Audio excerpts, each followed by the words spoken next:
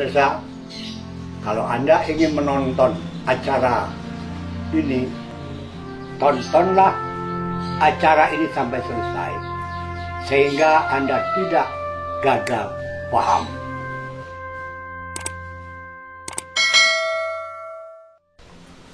Jadi sebenarnya, seorang aktor itu betul-betul mempersiapkan diri. Seperti yang sudah saya katakan tadi, dan beberapa minggu yang lalu, bahwa seorang aktor setiap saat harus berlatih. Nah, sesudah di hadapan sutradara, dia mendapatkan peran dengan naskah yang di tangannya, serta karakter yang dipegangnya atas instruksi sutradara, maka dia betul-betul harus menjaga situasi karakter. Tentu saja kalau sudah memikirkan karakter, kebanyakan orang lupa dengan tangan, kebanyakan lupa dengan pinggang, kepala, karena asik memikirkan karakter saja. Bagi seorang aktor, dia harus menghidupkan seluruh perhatiannya kepada alam sekitarnya, kepada isi daripada ceritanya, kepada isi dari panggung yang dibuatnya, atau kepada pemain yang berada di hadapannya. Aktor jangan lupa selalu menghidupkan situasi. Dia membuat situasi menjadi lebih hidup, lebih menggembirakan. Bila peranannya memang menyedihkan, dia dapat melakukan dengan sangat menyedihkan. Seorang aktor yang semua harus serba bisa. Tidak ada kata tidak bisa di dalam perbendaharaan hidupnya sebagai seorang aktor. Kata-kata tidak bisa bukan kehidupan seorang aktor. Seorang aktor diwajibkan dapat melakukan pekerjaan apa yang diperintah oleh naskah maupun apa yang dapat diperintah oleh sutradara. Para pemirsa, para pemain-pemain kita, semuanya yang berperan di dalam naskah hendaknya selalu mengingat naskah dan karakter yang dipegangnya. Jadi, karakter yang dipegangnya itu sesuai dengan instruksi sutradara, sesuai dengan instruksi naskah. Tidak bisa tidak, dia menghidupkan cerita di dalam cerita.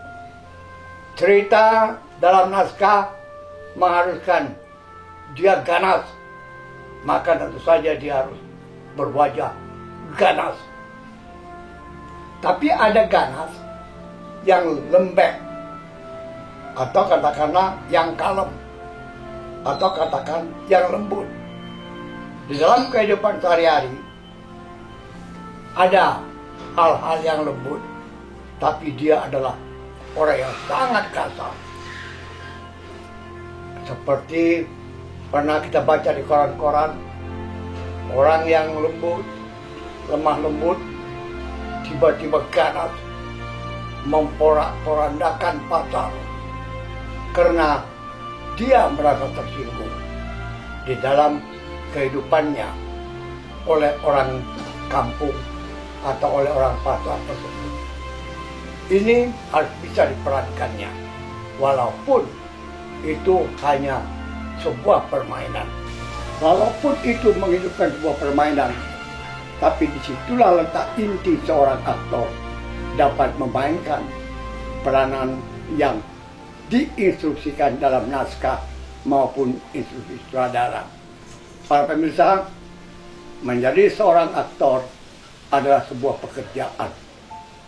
Memang di Indonesia saat ini sudah mulai banyak para aktor-aktor kita hidup dari penghasilan keaktoran. Karena itu sebuah pekerjaan. Dia bekerja pada sebuah PT pembuat film, atau dia bekerja pada PT pembuat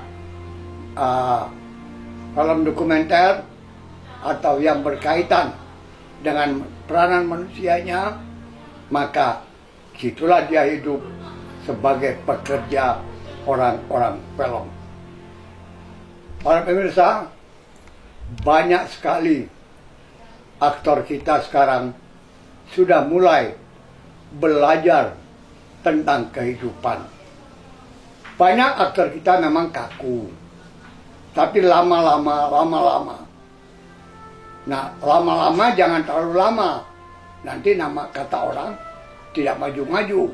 Karena itu, dia harus belajar tiap hari. Dia harus berlatih dan dia harus berusaha untuk menjadi aktor yang dicari oleh sutradara. Seorang aktor itu memang perlu konsentrasi. Konsentrasi di sini adalah memusatkan pikiran kepada keaktorannya. Dia harus mengecek, memusatkan perhatiannya pada fisiknya. Kalau memang peranannya besar, atau katakanlah peranannya banyak, maka dia betul-betul harus menguasai naskah tersebut. Bahkan dia juga harus menguasai seluruh ucapan-ucapan, kalimat-kalimat yang berbahasa Indonesia dengan sebaik-baiknya. Kebanyakan para pemain kita, kalau sudah berbahasa Indonesia, sering sekali kita dengar pada kata-kata yang tidak selesai. Ini sangat berbahaya, karena begitu cepatnya dia berbicara, begitu cepatnya dia berdialog, dia kelupaan satu huruf seperti balapan. Dia harus melakukan pan. Balapnya lupa. Dia harus menyelesaikan kalimat-kalimat balapan. Bukan dia harus melakukan pan. Lah. Jadi partai politik dia. Nah, ini yang sebenarnya, ini seorang aktor harus benar pandai-pandai membawakan dialog dan membaca dialog dengan jelas, berlatih dengan kuat. Sebelum syuting dia sudah melihat kembali naskah. Sebelum syuting dia sudah harus betul-betul menghafal naskah yang ada di tangannya. Para pemirsa, calon-calon aktor kita, seperti diketahui, banyak orang menganggap remeh para figuran atau peran-peran pembantu di dalam sebuah naskah drama film maupun dalam drama TV. Peran pembantu itu adalah belajar. Dia harus betul-betul belajar dulu dari bawah. Sesudah dia belajar naskah, dia belajar di depan kamera. Nah, depan kamera tidak langsung peran utama, tapi dia membantu peran utama yang bermain. Makanya sering disebut peran pembantu, figuran. Figuran itu tidak gampang-gampang menjadi figuran. Kalau kita di sini menjadi figuran asal isi yang kosong, ruangan yang kosong dalam gambar. Di luar, menjadi seorang figuran itu sangat susah. Kenapa? dia harus belajar betul-betul menjadi pemain sebelum bermain di depan kamera, walaupun dia itu hanya sebagai peran pembantu di dalam film tersebut.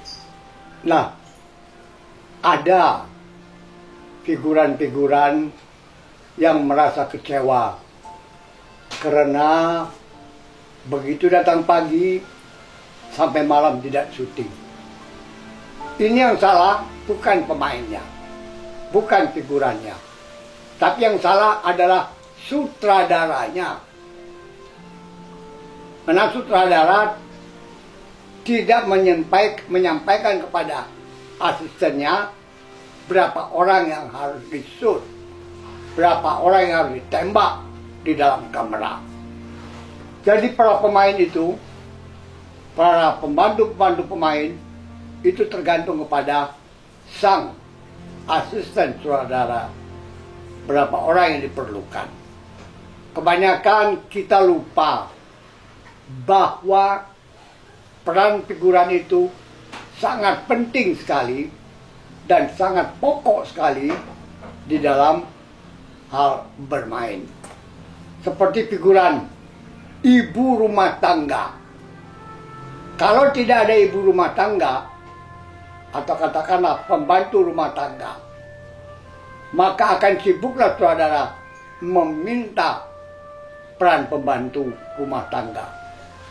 Jangan-jangan asal ambil saja, padahal dialognya banyak.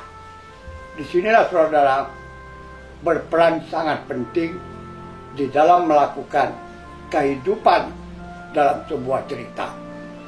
Banyak sekali sutradara tidak memperhatikan hal-hal yang kecil ini.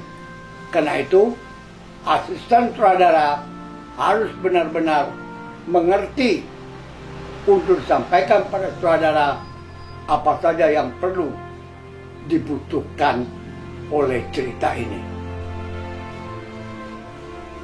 Jadi yang kita harapkan adalah figuran-figuran ini selalu berlatih, selalu memperhatikan apa-apa yang ada dalam cerita.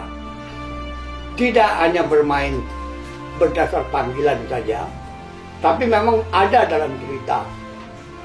Kita sering sekali melihat gerombolan-gerombolan pemain atau figuran-figuran duduk berkumpul-kumpul untuk melakukan syuting, tapi kadang-kadang tidak diambil. Datang pagi, pulang tengah malam, tidak pula diambil gambarnya. Ini merugikan para pemain figuran tersebut. Karena kalau tidak bermain, dia tidak dibayar. Nah, kepada para pemain, kalau Anda dianggap sebagai peran pembantu, hendaknya ada calling untuk peran pembantu atau katakanlah figuran-figuran. Karena setiap figuran yang datang, yang dipanggil, kalau tidak syuting, dia juga seharusnya harus dibayar. Tetapi kebanyakan peran figuran kita, di mana ada orang berkumpul syuting, tanpa dipanggil, dia datang beramai-ramai untuk syuting. Ya, otomatis tidak akan dibayar. Nah, karena itu kita membuat kehidupan aktor menjadi kehidupan pekerjaan. Demikian para pemirsa dan terutama kepada calon-calon aktor kita, bagaimana mempersiapkan diri sebelum dia berakting di depan panggung, di atas panggung maupun di depan kamera.